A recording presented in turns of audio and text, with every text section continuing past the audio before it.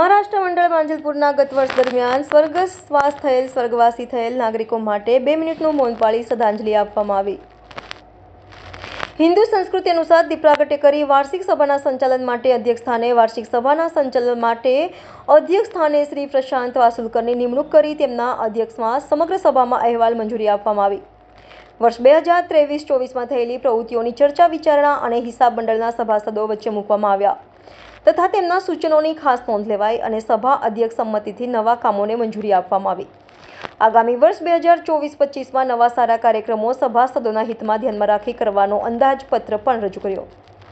75 વર્ષથી વધુ વયના વરિષ્ઠ 18 સભાસદો જે સભાસદોએ સુખી લગ્ન જીવનના 50 અને 25 વર્ષ પૂર્ણ કર્યા છે એવા 40થી વધુ દંપતીઓને સ્ટેજ પર કપલ સાથે ભેટ આપી સત્કાર કરવામાં આવ્યો।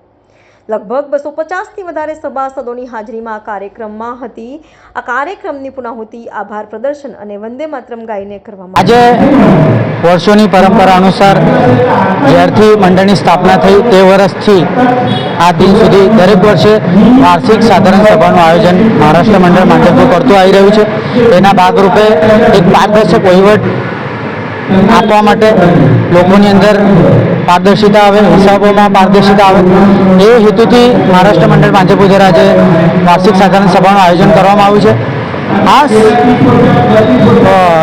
સાધારણ સભા રાખવાનો અમારો હેતુ એટલો છે કે લોકોની અંદર એક અમે પારદર્શક વહીવટ આપી શકીએ, શું અમે કાર્યક્રમો આપીએ છીએ, શું હિસાબો છે, શું ખર્ચા અમે કરી રહ્યા છીએ, શું પ્રવૃત્તિઓ કરી રહ્યા છીએ જેનામાં આટલો ખર્ચો થઈ રહ્યો છે, આટલો ખર્ચો થઈ રહ્યો છે, આટલું બેલેન્સ શીટ છે, આટલી ફિક્સ ડિપોઝિટ છે મંડળ પાસે, આટલી એસેટ છે, એ બધા તમામ હિસાબો અહીંયા લોકોની વચ્ચે રજૂ કરવામાં આવે છે। એની માટે એક અધ્યક્ષ સ્થાને એક અધ્યક્ષની નિમણૂક કરવામાં આવે છે કે જેના અધ્યક્ષ સ્થાને આખા સમગ્ર સભાનું સંચાલન કરવામાં આવે છે। વિવિધ સૂચનો અમે એમાં લઈએ છીએ, વિવિધ સૂચનોના નોંધ લઈને દરેક કાર્યક્રમમાં એને કેવી રીતના ઇમ્પ્લિમેન્ટ કરવું, કેવી રીતના આવનારા સમયમાં એનો અમલ કરવો અને સાથે સાથે આવનાર વર્ષ એટલે 24-25ની અંદર એક અંદાજપત્ર મૂકીએ પણ છે કે અંદાજપત્રના આધારે કેટલો ખર્ચો આવનારા વર્ષમાં કરવાનો છે એનો પણ અંદાજપત્ર અમે મૂકીએ છીએ।